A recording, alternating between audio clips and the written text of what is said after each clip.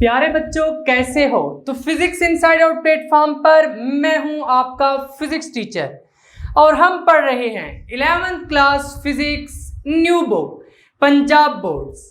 और फाइनली आज हम इस न्यू बुक का चैप्टर नंबर 3 स्टार्ट करने जा रहे हैं, जिसका नाम है सर्कुलर एंड रोटेशनल मोशन। इससे पहले कि आज के इस लेक्चर को स्टार्ट करें, अगर अभी तक आपने फिजिक्स इनसाइड आउट को सब्सक्राइब नहीं किया तो जल्दी से सब्सक्राइब करके बेल आइकन के बटन को क्लिक कर दें, ताकि जैसे ही नेक्स्ट लेक्चर्स अपलोड हो आपको साथ के साथ नोटिफिकेशंस मिलते रहें और आप एग्जाम की बहुत ही अच्छे से तैयारी करके अच्छे मार्क्स ले सकें। और आज की इस वीडियो को लाइक कर दीजिए ताकि लेक्चर को पूरे मजे से स्टार्ट किया जा सके। इससे पहले हम चैप्टर नंबर 1 और चैप्टर नंबर 2 कंप्लीट कर चुके हैं। चैप्टर नंबर 1 और चैप्टर नंबर 2 की हमने कंप्लीट थ्योरी पढ़ी है, short answer questions, multiple choice questions, constructed response questions, सारी की सारी एग्जांपल्स और उसके साथ प्रॉब्लम्स भी सॉल्व किए हैं। और सब लेक्चर्स में हमने साथ के साथ लॉन्ग क्वेश्चंस और शॉर्ट क्वेश्चंस भी डिस्कस किए हैं और प्रॉपर नोट्स बनाए हैं कि किस तरह से लॉन्ग क्वेश्चंस को आप हेडिंग्स की फॉर्म में अरेंज करके लिखेंगे और आपको पेपर में मैक्सिमम मार्क्स मिलेंगे। आज हम जो चैप्टर नंबर 3 स्टार्ट करने जा रहे हैं, इसका नाम सर्कुलर एंड रोटेशनल मोशन है। तो आखिर इस चैप्टर का नाम सर्कुलर एंड रोटेशनल मोशन ही क्यों है? चैप्टर नंबर 2 में हमने स्टडी किया था कि जब कोई बॉडी एक स्ट्रेट पाथ में मूव करती है, जिस तरह से कि बुलडोजर अपने ट्रैक पे मूव कर रहा है, तो वहां पर हम इक्वेशंस ऑफ मोशन अप्लाई कर सकते हैं। और इस केस में हमने पढ़ा था कि यहां पर जो बॉडी का मोशन है वो लीनियर मोशन है along the straight path.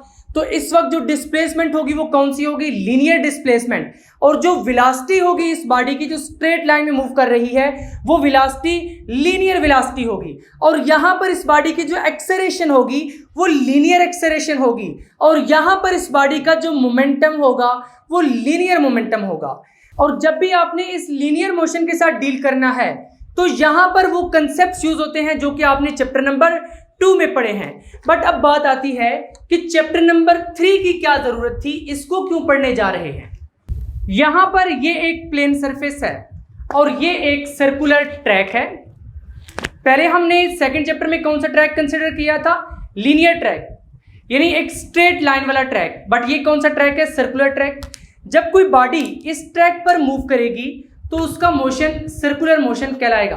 Let's say यहां पर ये ट्रेन है, मान लीजिए इसने इस ट्रैक पर इस तरह से मूव करना है। ये इसके कैरियर्स हैं, इनको जरा यहां पर पुट करते हैं। अब ये ट्रेन मूव करना स्टार्ट करेगी। देखिए ये ट्रेन यहां पर मूव कर रही है। अब यहां पर जो इसका मोशन है वो लीनियर मोशन नहीं है, इसको हम कहते हैं circular motion.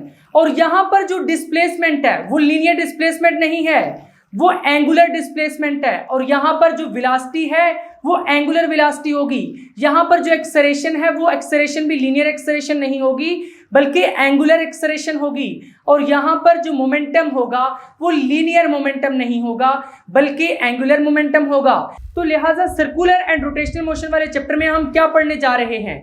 Angular displacement, angular velocity, angular acceleration, angular momentum और उसके साथ साथ law of conservation of angular momentum. यानी जब बॉडी सर्कल में मूव करती है instead of the linear path, तो वहां पर उसका मोशन किस तरह से है उसको डिस्कस करने के लिए हम chapter number 3 circular and rotational motion पढ़ने जा रहे हैं। यहां पर आपने ये तो देख लिया कि इस चैप्टर में हम पढ़ने क्या जा रहे हैं, एक ऐसी बॉडी का मोशन पढ़ने जा रहे हैं जो कि इस तरह के सर्कुलर पाथ में मूव कर रही होगी। बट यहां पर सर्कुलर एंड रोटेशनल मोशन जो चैप्टर का नाम है, इसमें क्या सर्कुलर मोशन और रोटेशनल मोशन ये एक ही चीज है या कोई डिफरेंट चीज है? देखिए यहां पर जिस तरह से ये ट्रेन मूव कर रही है, ये एक सर्कल के अलोंग मूव कर रही है सर्कुलर पाथ में। यहां पर इसका जो मोशन है वो एक सर्कुलर मोशन है। बट अब रोटेशनल मोशन का क्या मतलब है? जो सीलिंग फैंस होते हैं घरों में लगे हुए, जो रूम्स में हम लगाते हैं, वो सीलिंग फैन किस तरह से मूव करते हैं? वो अपने एक्सिस पर रोटेट करते हैं। तो वो मोशन जिसमें बॉडी अपने एक्सिस पर रोटेट करे वो मोशन कहलाता है रोटेशनल मोशन। और ऐसा मोशन जिसमें body along the circle move करे उस मोशन को क्या कहते हैं? Circular motion. There are couple of examples. देखिए सबसे पहले जो अर्थ है वो सन के अराउंड मूव कर रही है, यानी उसका एक ऑर्बिट है जिसमें वो मूव कर रही है, तो यहां पर जो उसका मोशन है वो सर्कुलर मोशन होगा। बट अर्थ अपने एक्सिस पर स्पिन कर रही है, उस केस में उसका मोशन कौन सा है? Rotational motion. जिस तरह मून है, मून अर्थ के अराउंड मूव कर रहा है, एक स्पेसिफिक ऑर्बिट में मूव कर रहा है, तो यहां पर वो along the circular path move कर रहा है, तो यहां पर जो मोशन होगा वो कौन सा होगा? Circular motion. बट जब कोई भी बॉडी अपने एक्सिस पर रोटेट करती है तो वहां पर उसके मोशन को हम कहते हैं कि ये रोटेशनल मोशन है। तो यहां से क्या पता चला? लेट्स से यहां पर ये अर्थ है, अर्थ को कंसीडर कीजिए, और यहां पर मून इस ऑर्बिट में मूव कर रहा है, ये हो गया मून। अब देखें इस ऑर्बिट का सेंटर पॉइंट कहां पर लाई करेगा? कुछ यहां पर लाई करेगा, यानी यहां पर ये सेंटर पॉइंट है और मून इस तरह से मूव कर रहा है अपने ऑर्बिट में। ये मोशन कौन सा होगा? सर्कुलर मोशन, बिकॉज मून एक सर्कल के अलोंग मूव कर रहा है, जिसकी वजह से ये मोशन क्या बन गया है? Circular motion. यहां पर याद रखें कि सर्कुलर मोशन में जो एक्सिस होता है वो आउटसाइड दी बॉडी होता है, यानी एक्सटर्नल एक्सिस होता है जिसके गिर्द वो बॉडी मूव कर रही होती है। अब यहां पर आइए, लेट्स से ये अर्थ है, ये अपने एक्सिस पर स्पिन कर रही है, कुछ इस पैटर्न पर अपने एक्सिस पर इस तरह से मूव कर रही है, स्पिन कर रही है। यहां पर जो मोशन है ये कौन सा मोशन है? Rotational motion. देखिए किस तरह से रोटेशनल मोशन है, यहां पे जो एक्सिस है ये बॉडी के अंदर लाई कर रहा है।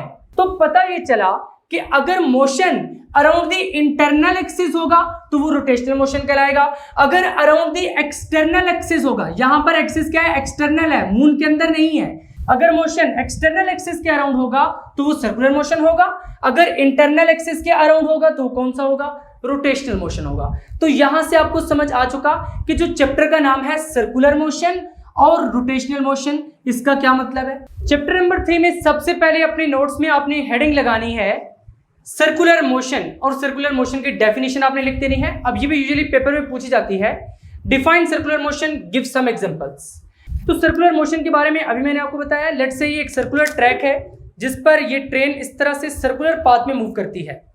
देखिए यहाँ पर ये इसके कैरियर्स है। अब यहाँ पर ये ट्रेन किस तरह से मूव कर रही है? Along the circular path. तो हमने डेफिनेशन क्या लिखी है? The motion of an object in a circular path, यानी किसी भी ऑब्जेक्ट का motion along a circular path वो क्या कहलाता है? Circular motion. नेक्स्ट क्या है? In circular motion the direction of the body continuously changes, कि सर्कुलर मोशन में बॉडी की डायरेक्शन जो है वो कंटिन्यूअसली चेंज होती है। किस तरह से चेंज होती है? मान लीजिए ये एक सर्कल है जो कि एक सर्कुलर पाथ को रिप्रेजेंट कर रहा है, और यहां पर एक बॉडी है जो कि मूव कर रही है। अब यहां पर जो डायरेक्शन ऑफ मोशन है वो किधर है? वो इधर है, क्योंकि हमेशा फॉरवर्ड ही होती है। उसके बाद लेट्स से यहां पर पहुंचा, डायरेक्शन ऑफ मोशन किधर हो गई? इधर। फिर यहां पर पहुंचा, डायरेक्शन ऑफ मोशन इधर। फिर यहां पर पहुंचा, डायरेक्शन ऑफ मोशन इधर। तो देखिए जो डायरेक्शन ऑफ मोशन है वो कंटिन्यूसली चेंज हो रही है। पहले इधर थी, फिर इधर हो गई, फिर इधर हो गई, फिर इधर हो गई। तो यहां से आपको बात समझ आई कि डायरेक्शन कंटिन्यूसली चेंजेस का क्या मतलब है? सर्कुलर मोशन में किसी भी बॉडी की जो डायरेक्शन ऑफ मोशन है वो कंटिन्यूअसली चेंज होती रहती है। एग्जांपल्स में क्या आ जाएगा? Satellites moving in a circular orbit around the earth. Obviously earth के अराउंड जो सैटेलाइट्स मूव कर रहे हैं वो सर्कुलर ऑर्बिट्स में मूव कर रहे हैं। लेट्स से यहाँ पर ये अर्थ है, इसके अराउंड जो सैटेलाइट मूव कर रहे हैं वो एक सर्कुलर पाथ में मूव कर रहे हैं इस तरह से। अब ये सैटेलाइट कौन सा पाथ फॉलो कर रहे हैं? Circular path. इसलिए हमने यहाँ पर सर्कुलर मोशन के एग्जांपल में लिखा है कि इसका जो मोशन है सैटेलाइट का वो सर्कुलर मोशन है। A stone whirled around by a string, जिस तरह की ये एक स्टोन है लेट्स से, जो कि स्ट्रिंग के साथ हमने बांध कर रखा हुआ है, और यहाँ पर स्टोन व्हील्ड अराउंड का क्या मतलब है? जिस तरह इसको पकड़कर मैं यूं यूं घुमाता हूँ, इसका जो मोशन है स्टोन का वो क्या है? सर्कुलर मोशन, क्योंकि स्टोन एक सर्कल के अलोंग मूव कर रहा है। यहाँ पर इसको थोड़ा सा विजुअलाइज करते हैं। यहाँ पर लेट्स से मेरा हैंड है, ये वो स्ट्रिंग है और यहाँ पर स्टोन है। स्टोन किस तरह से मूव कर रहे हैं? कुछ इस पैटर्न पर, यानी स्टोन का जो मोशन है वो एक सर्कुलर मोशन है। यहाँ पर अब हम पढ़ने जा रहे हैं एंगुलर डिस्प्लेसमेंट, जो कि इस चैप्टर का पहला आर्टिकल है। एंगुलर मेजरमेंट्स में पहली हेडिंग है। जिस तरह हम पढ़ते थे कि बॉडी एक स्ट्रेट पाथ में मूव कर रही हो अलोंग ए स्ट्रेट लाइन, तो वहां पर जो डिस्प्लेसमेंट होती है वो लीनियर डिस्प्लेसमेंट होती है। सिमिलरली जब कोई बॉडी सर्कुलर मोशन परफॉर्म कर रही होती है तो वहां पर जो डिस्प्लेसमेंट होती है उसको कहते हैं एंगुलर डिस्प्लेसमेंट। मान लीजिए यहां पर ये एक बॉडी है जो कि मूव कर रही है इस तरह से अलोंग दी सर्कुलर पाथ, यानी इस तरह का मोशन फॉलो कर रही है। ये डायग्राम अभी रफ साइड पर है, अभी जब हम एक्सप्लेनेशन लिखेंगे इसकी तब कुछ नीट डायग्राम्स ड्रा करेंगे, वो अपने नोट्स पर ड्रा करनी होंगी। ये जस्ट आपको समझाने के लिए। ये एक बॉडी है, इसको हम पी कह देते हैं, जो मूव कर रही है अलोंग दी सर्कुलर पाथ। अब इस सर्कल का सेंटर कहां पर है? कुछ यहां पर है। तो यहां से यहां तक ये क्या है? रेडियस। उसको हम किससे रिप्रेजेंट करते हैं? आर से। मान लीजिए ये जो बॉडी है इसने कुछ डिस्टेंस कवर किया है यहां पर अलोंग दी सर्कल, और ये यहां से मूव करके कुछ यहां पर आ गई है। यहां से यहां तक जो डिस्टेंस है ये भी क्या है? रेडियस। अब देखें इस बॉडी ने यहां से यहां तक जब मूव किया है तो eight the centre of the circle यहां पर कोई एंगल फॉर्म हुआ है, उस एंगल को हम कहते हैं थीटा, लेट से।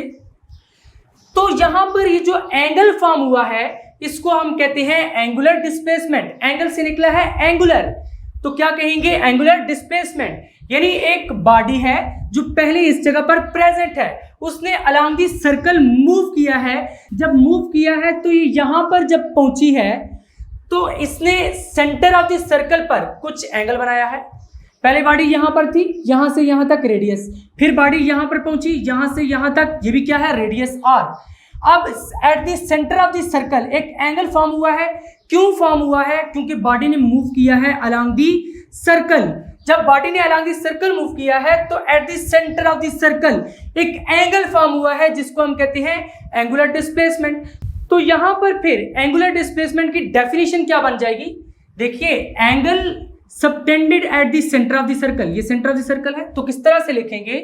The angle subtended. सबटेंडेड का क्या मतलब है? जो कि एंगल बना है सबटेंडेड एट द सेंटर। कहां पे बना है? Eight the centre of the circle, eight the centre of the circle.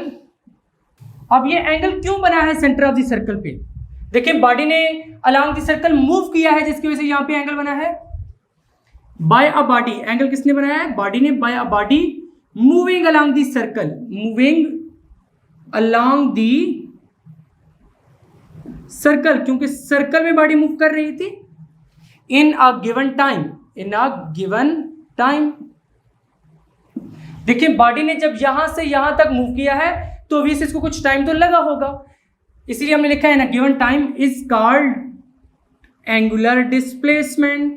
Angular displacement. तो यही डेफिनेशन आप उठाकर अपने नोट्स में भी लिख देंगे। तो फाइनली हमने क्या कहा कि एक बॉडी है जो कि अलोंग द सर्कल मूव कर रही है।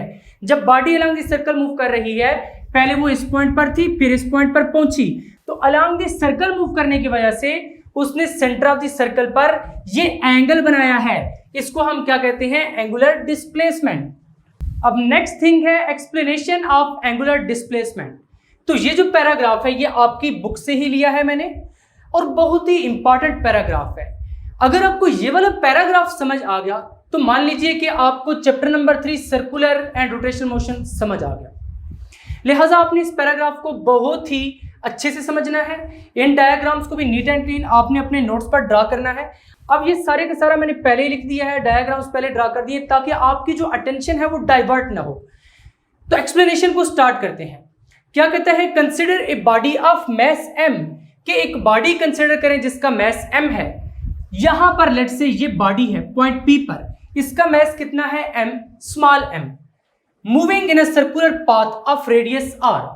कहता है कि वो बॉडी सर्कुलर पाथ में इस तरह से मूव कर रही है, डायरेक्शन को शो कर रहा है, सर्कुलर पाथ में इस तरह से मूव कर रही है। इतनी बात आपको समझ आ चुकी कि सर्कुलर पाथ में मूव कर रही है बॉडी इस तरह से। यहां पर ये सेंटर ऑफ द सर्कल है, और वो जो सर्कुलर पाथ है ऑब्वियसली वो एक सर्कल फॉर्म करेगा। उस सर्कल का जो रेडियस है वो कितना है?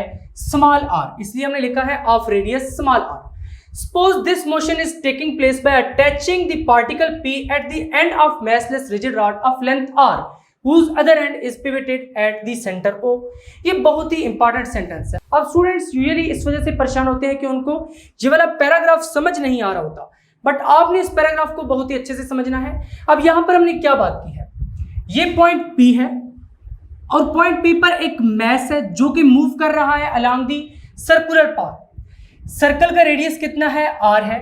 अब कहता है कि लेट्स से ये मोशन इस तरह से हो रहा है कि ये जो मैस M है उसके साथ एक रॉड अटैच्ड है, यानी ये एक रॉड है, उसके साथ उसकी एक एंड पर ये एक मैस स्मॉल m अटैच्ड है और जो रॉड की दूसरी एंड है वो इस पॉइंट O पर है।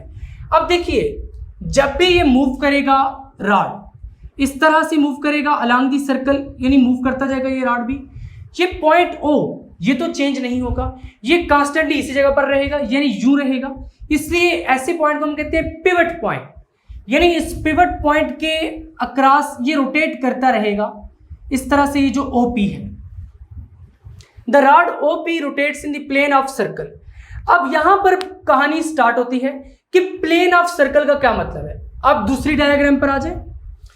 देखिए प्लेन ऑफ सर्कल याद रखें कोई फिजिकल सर्कल नहीं है, ये इमेजिनरी एक सर्कल है, आपने इमेजिन करना है।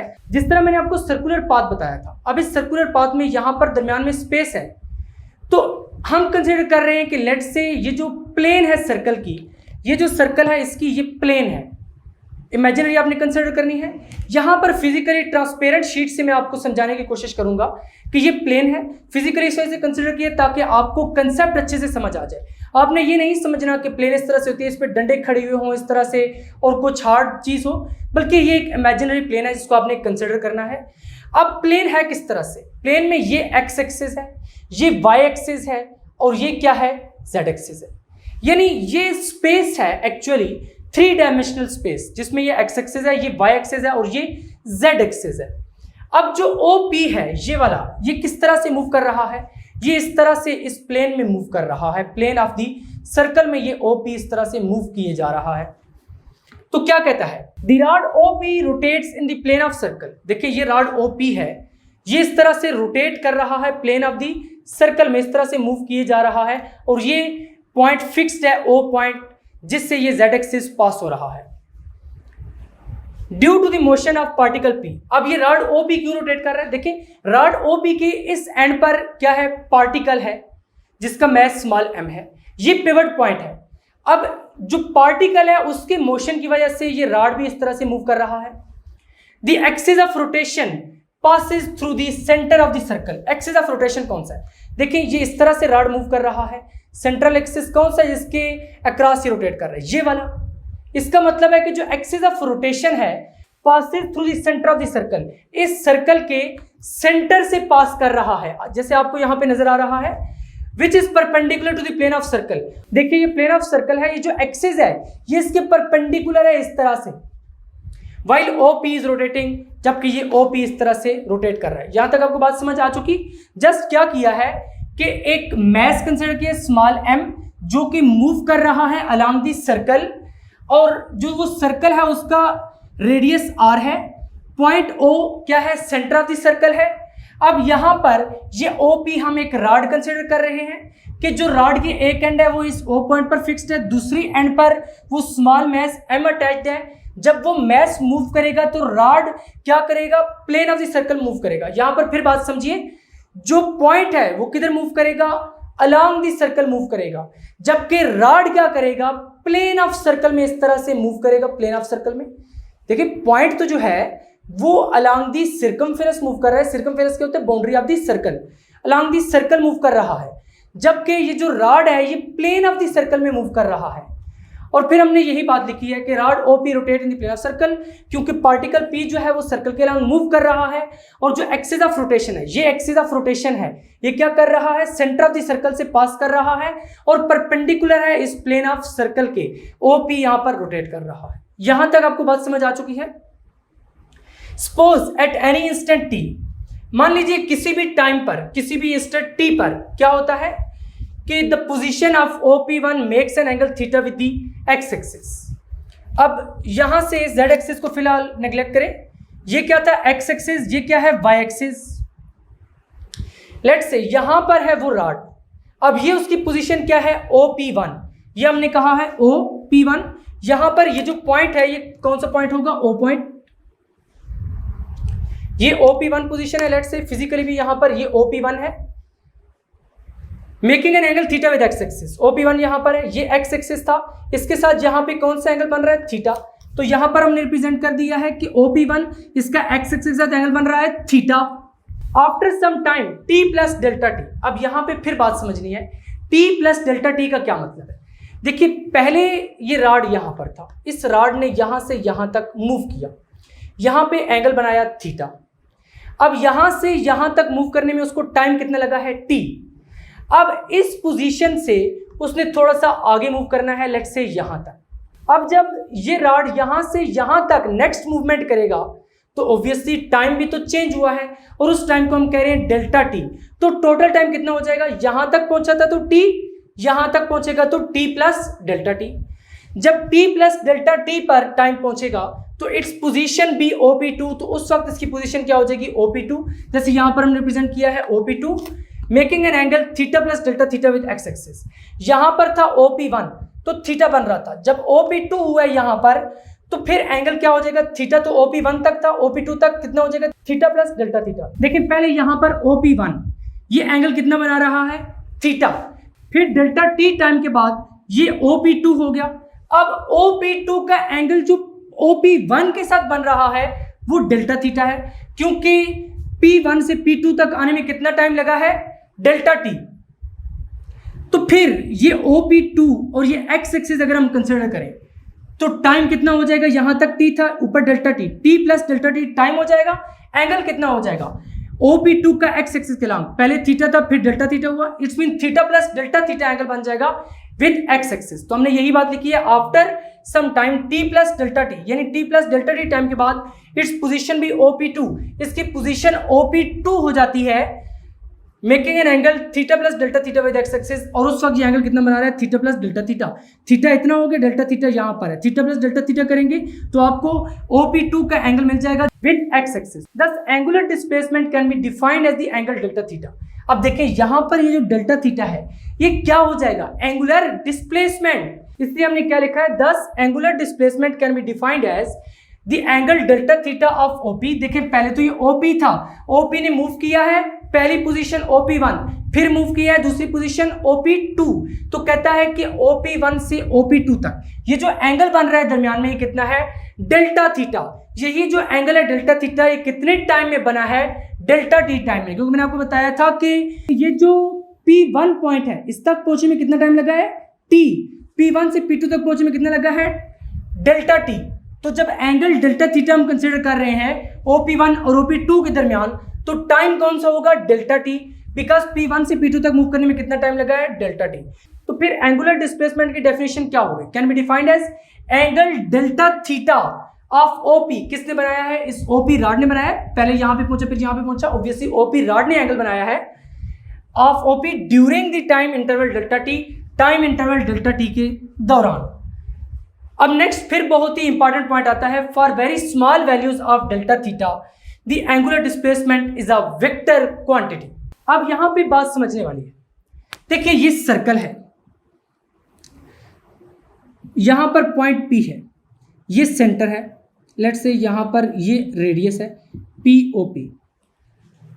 For very small delta theta, मान लीजिए इसने यहां पर मूव किया है और यहां तक पहुंचा है और एंगल जो है वो बहुत ही स्मॉल बन रहा है, डेल्टा थीटा।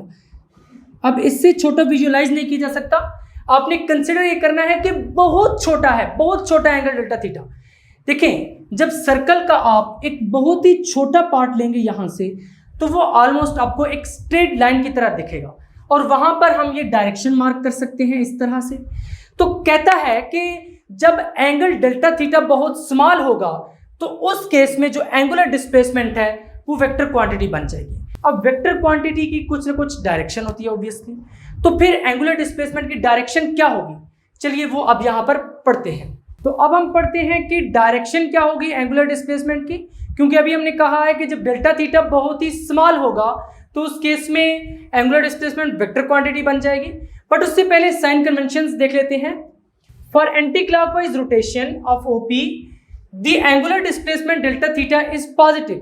देखिए अगर ये ओपी एंटी क्लॉकवाइज रोटेट करेगा, यानी घड़ी से मुखालिफ समत में, घड़ी इस तरह से मूव करती है तो ये इस तरह से मूव करेगा तो एंटी क्लॉकवाइज बन जाएगा। तो एंटी क्लॉकवाइज जब ये रोटेट करेगा ओपी तो उस केस में क्या होगा, the angular displacement delta theta is positive, ये पॉजिटिव होगी angular displacement. While for clockwise rotation, but जब रोटेशन क्लॉकवाइज होगी यानी ओपी कुछ इस पैटर्न पर रोटेट करेगा तो उस केस में क्या होगा कि angular displacement delta theta negative होगी। यहां से आपको साइन कन्वेंशन की समझ आ चुकी। नेक्स्ट अब पढ़ते हैं डायरेक्शन ऑफ एंगुलर डिस्प्लेसमेंट। देखिए एंगुलर डिस्प्लेसमेंट की डायरेक्शन को डिटरमिन करने के लिए हम राइट हैंड रूल को यूज करते हैं। राइट हैंड रूल यानी दाएं हाथ का रूल। अब एक राइट हैंड रूल हमने वहां पर भी पढ़ा था जब वेक्टर प्रोडक्ट पढ़ा था कि ए वेक्टर क्रॉस बी वेक्टर की डायरेक्शन को डिटरमिन करने के लिए हम राइट हैंड रूल को यूज करते हैं। और यहां पर एंगुलर डिस्प्लेसमेंट की डायरेक्शन को भी डिटरमिन करने के लिए राइट हैंड रूल को यूज करते हैं। तो यहां पर राइट हैंड रूल क्या है, grasp the axis of rotation in right hand with fingers curling in the direction of rotation. OP किस तरह से रोटेट कर रहा है, इस तरह से रोटेट कर रहा है। आपने क्या करना है, राइट हैंड की फिंगर्स को इसी तरफ कर्ल करना है वाइल एक्सिस ऑफ रोटेशन आपके हैंड में हो। Grasp the axis of rotation in the right hand with curling fingers. Finger किस तरफ कर्ल होनी चाहिए, जिस तरफ रोटेशन हो रही है। The thumb points in the direction of angular displacement. तो ये जो आपका थंब है ये किधर पॉइंट करेगा, एंगुलर डिस्प्लेसमेंट की डायरेक्शन में। तो जब ये ओपी इस डायरेक्शन में मूव कर रहा है आपने क्या करना है, ये जो एक्सिस ऑफ रोटेशन है इसको अपने दाएं हाथ में पकड़ना है और फिंगर्स को इस तरह कर्ल करना है जिस तरफ ओपी रोटेट कर रहा है। ओपी की रोटेशन की डायरेक्शन है इस तरफ है, इस तरह कर्ल करेंगे। जो थंब है ये किस चीज को शो कर रहा है, अब एंगुलर डिस्प्लेसमेंट की डायरेक्शन को। बहुत ही आसान चीज थी। तो यहां पर हमने डायरेक्शन ऑफ एंगुलर डिस्प्लेसमेंट भी पढ़ ली है। अब देखते हैं कि एंगुलर डिस्प्लेसमेंट का यूनिट क्या है। देखिए जिस तरह लीनियर डिस्प्लेसमेंट थी उसमें हम यूनिट यूज करते थे मीटर, तो एंगुलर डिस्प्लेसमेंट का भी कोई ना कोई यूनिट तो होगा। तो चलिए वो डिस्कस करते हैं। नेक्स्ट हेडिंग अब आपने नोट्स में लगानी है एसआई यूनिट। तो एंगुलर डिस्प्लेसमेंट का एसआई यूनिट क्या है, रेडियन। क्यों रेडियन है, वाई? फिजिक्स इनसाइड आउट का यही तो मकसद है कि आपको बताया जाए कि ये है तो क्यों है। यहां पर क्या है, ये सेंटर ऑफ द सर्कल है। लेट्स से ये सर्कुलर पाथ है तो यहां पर ये पॉइंट P है और ये पॉइंट O है। हमने क्या कहा था कि पहले OP यहां है, यहां से लेट्स से मूव करके ये यहां तक पहुंचा है, यहां तक कंसिडर कर लीजिए। इसको P1 कह दीजिए। ये जो लेंथ है इसको हम कहते हैं R। सर्कल के सर्कमफेरेंस का कोई भी पार्ट ले लिया जाए, चाहे वो यहां से यहां तक है, यहां से यहां तक है, कुछ भी पार्ट है, उसको कहते हैं आर्क लेंथ। तो इसको हम S का नाम दे देते हैं। ये क्या है, रेडियस है। यहां पर जो एंगल बन रहा है लेट्स से वो थीटा है। अब देखें ये जो थीटा एंगल है ये कौन सा एंगल है, प्लेन एंगल है। फर्स्ट चैप्टर में मैंने आपको पढ़ाया था कि प्लेन एंगल कौन सा होता है, जो किसी भी सर्कल के दो रेडियाई के दरमियान बनता है, उसको हम क्या कहते हैं, प्लेन एंगल। और प्लेन एंगल का यूनिट क्या होता है, रेडियन। तो इसीलिए यहां पर ऐसा यूनिट ऑफ एंगुलर डिस्प्लेसमेंट क्या हो जाएगा, रेडियन हो जाएगा। अब रेडियन की डेफिनेशन क्या है, ये भी हमने उस चैप्टर में पढ़ी थी। यूजुअली मैं स्टूडेंट्स को प्लेन एंगल की एक एग्जांपल देता हूं कि लेट्स से ये एक पिज्जा है आपके पास, एक बिल्कुल फ्रेश गरम गरम पिज्जा है, ये सेंटर है और पिज्जे के स्लाइसेस कुछ इस तरह से बनाए जाते हैं। लेट्स से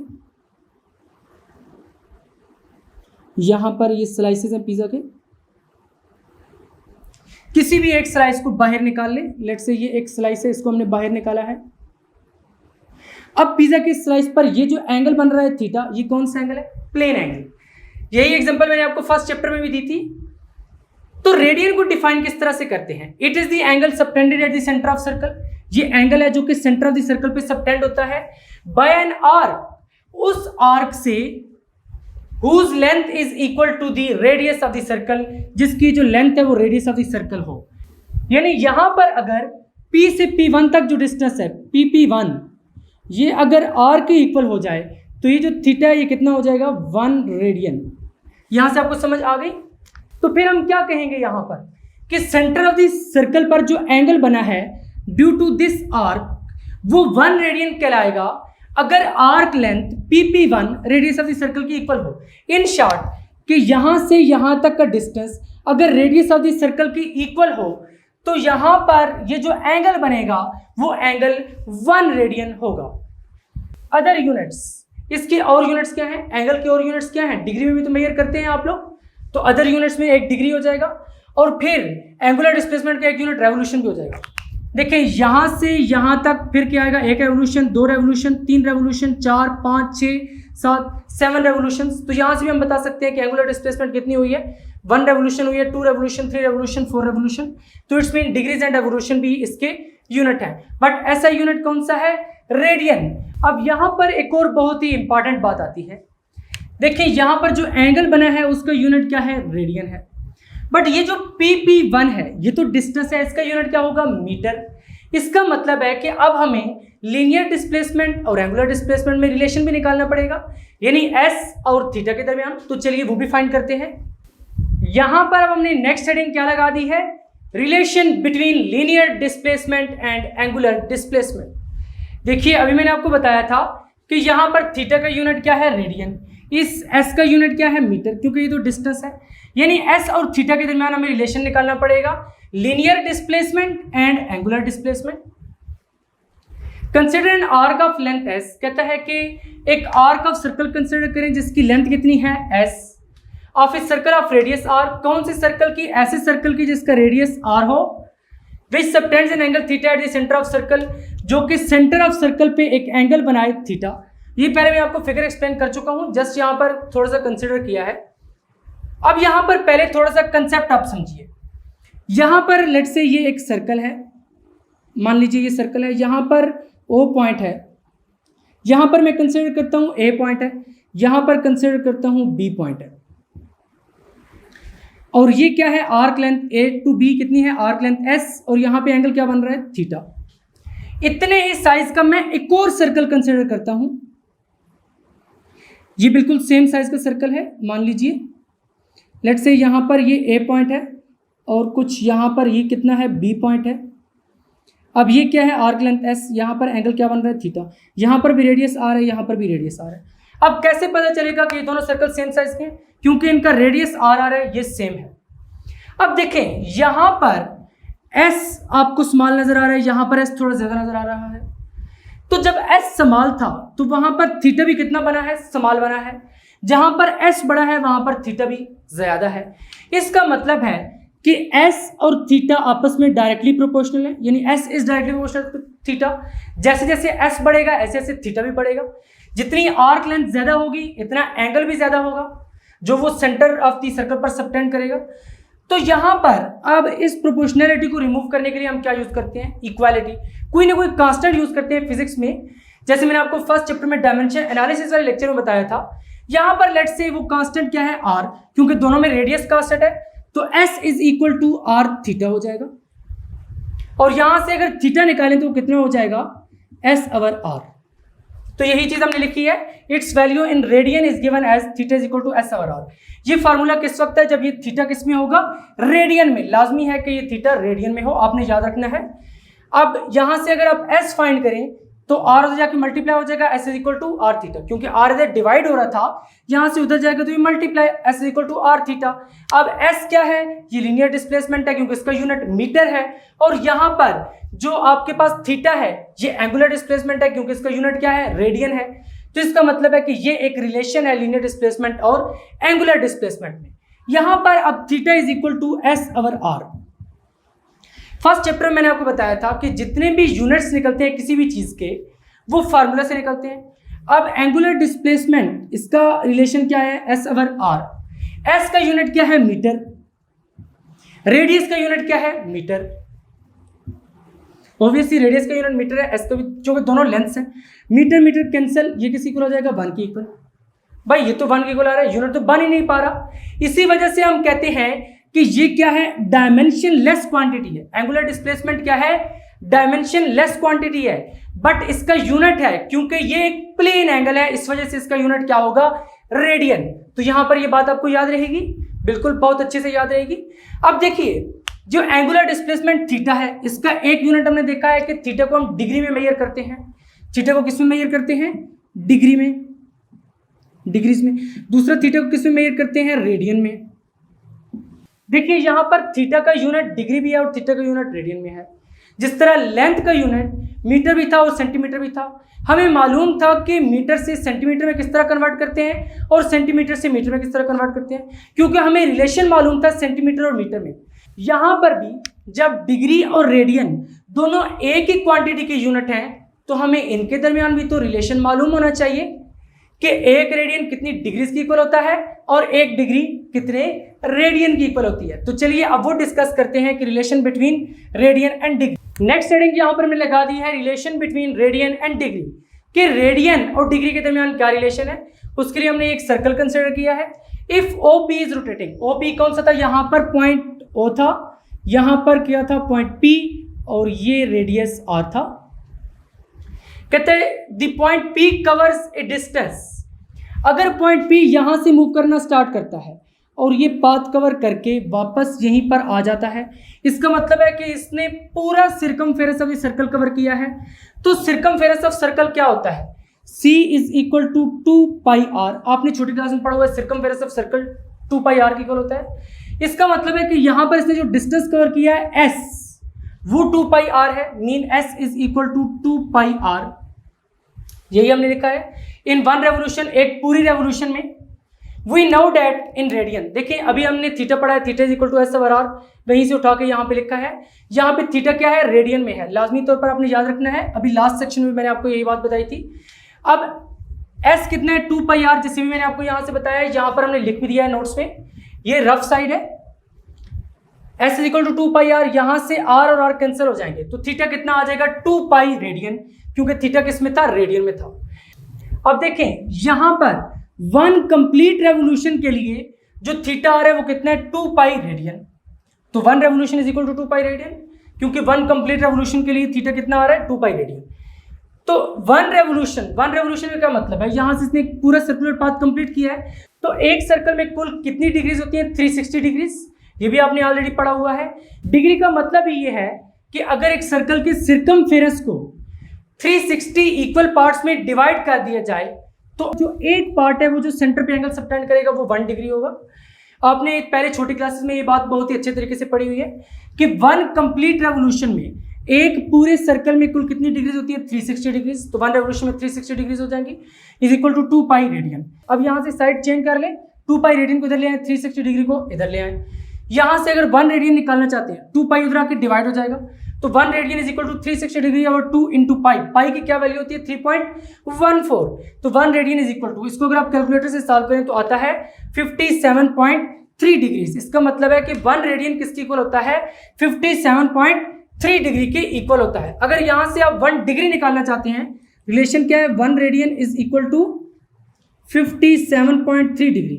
यहां से 1 डिग्री निकालना चाहते हैं, 1 degree is equal to 1 over 57.3 radian हो जाएगा। इस तरह से आप डिग्री भी निकाल सकते हैं कि 1 डिग्री कितने रेडियंस की इक्वल होती है। यहां पर हमारा एम ये था कि हमने 1 रेडियन को प्रूव करना था 57.3 डिग्री की इक्वल, जो कि हमने कर दिया है। फाइनली आज के लेक्चर में हमने एंगुलर डिस्प्लेसमेंट के बारे में पढ़ा है और उससे पहले सर्कुलर मोशन और रोटेशनल मोशन के बारे में देखा था। उम्मीद है कि आपको आज का लेक्चर बहुत ही अच्छे तरीके से समझ आ चुका होगा। अगर वाकई समझ आया है तो कमेंट करके बताइए कि आपको समझ आ रहा है। आपके कमेंट से ही पता चलता है कि आपको अच्छे तरीके से सारे के सारे कंसेप्ट्स समझ आ रहे हैं। तो फाइनली आज का लेक्चर यहीं पर एंड होता है। इस आर्टिकल में से बहुत से शॉर्ट क्वेश्चन बन सकते हैं, जिस तरह कि वो कह सकता है proof that 1 radian is equal to 57.3 degree, या फिर आपसे पूछ सकता है what are the units of angular displacement. ये भी कह सकता है कि what is relation between linear displacement and angular displacement. इसके साथ साथ ये भी पूछ सकता है कि define angular displacement, how it is related to linear displacement. तो बहुत सारे क्वेश्चंस बन सकते हैं। अब हम नेक्स्ट लेक्चर में एंगुलर वेलोसिटी और एंगुलर एक्सेलरेशन पढ़ेंगे, वो भी बहुत ही ज़्यादा इंपॉर्टेंट लेक्चर्स हैं। अगर आपने अभी तक फिजिक्स इनसाइडर को सब्सक्राइब नहीं किया तो जल्दी से सब्सक्राइब करके बेल आइकन के बटन को क्लिक कर दें, ताकि जैसे ही नेक्स्ट लेक्चर्स अपलोड हो आपको साथ के साथ नोटिफिकेशन मिलते रहें और आप एग्जाम की बहुत अच्छे से तैयारी करके बहुत अच्छे मार्क्स ले सकें। मिलेंगे नेक्स्ट लेक्चर में, तब तक के लिए अल्लाह हाफिज।